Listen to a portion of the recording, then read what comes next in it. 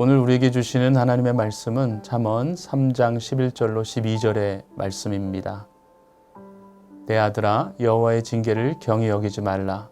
그의 꾸지람을 싫어하지 말라.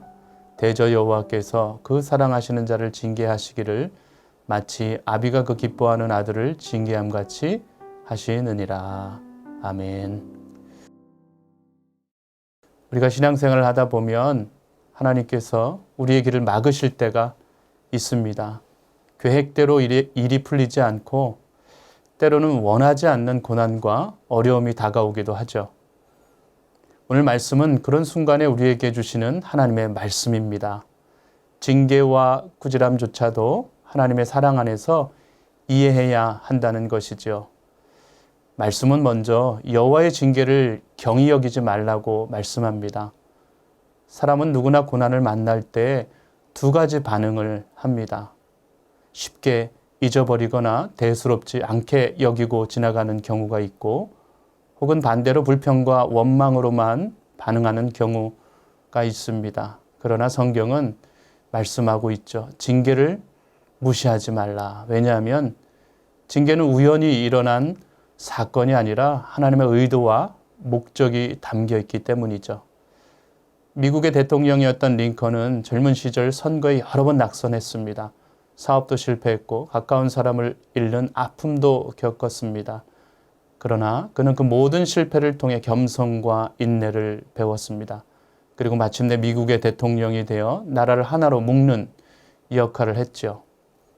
혹시 지금 예상치 못한 어려움 속에 계시다면 그것을 단순히 불운으로만 보지 마시고 하나님이 주시는 교훈의 기회로 받아들이십시오. 하나님은 실패와 징계 같은 사건들을 통해 우리를 준비시킵니다. 또한 말씀은 그의 꾸지람을 싫어하지 말라고 합니다. 솔직히 말하면 꾸지람은 누구에게나 불편합니다. 나이와 상관없이 듣기 싫죠. 하지만 때로는 우리의 완고한 마음을 깨트리고 죄의 길에서 돌이키게 하시는 하나님의 음성이 바로 꾸지람 속에 담겨 있습니다. 히브리서 12장 11절 말씀을 보면 무릇 징계가 당시에는 즐거워 보이지 않고 슬퍼 보이나 후에 그로 말미암아 연단받은 자들은 의와 평강의 열매를 맺느니라. 이렇게 말씀했습니다.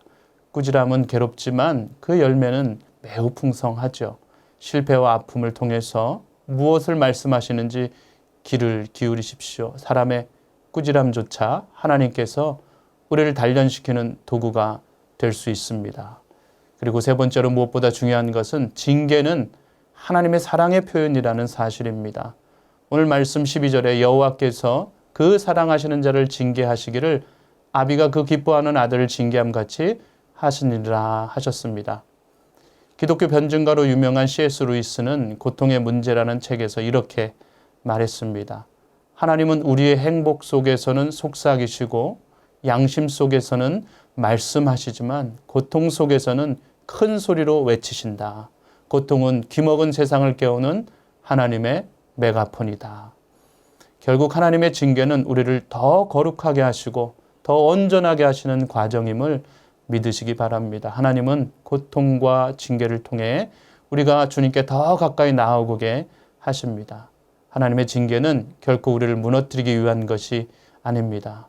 우리를 더욱 성숙한 믿음의 사람으로 세우기를 위한 사랑의 손길입니다. 오늘 하루도 하나님의 징계를 두려워하거나 원망하지 말고 그 안에서 사랑을 발견하는 저와 여러분이 되시기를 바랍니다. 기도하겠습니다. 사랑의 아버지 하나님, 우리 삶을 향하신 주님의 징계와 꾸지람을 하나님의 거룩하고 따뜻한 사랑의 손길임을 깨닫게 하시고 날마다 삶 속에서 믿음의 사람으로 자라나게 하여 주옵소서.